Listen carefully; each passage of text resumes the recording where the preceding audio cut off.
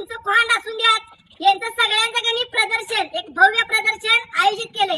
तेव्हा काय करायचं, 15 तारखेला नोंदणी आणि 16 तारखेला एक असं भव्य उद्घाटन आहे. तेव्हा घरदार नक्टपॉट सगळ्यांनी झाडून यायचं. वय वय वय. आणि आपल्या खिल्लार गाईचा गणी खिल्लार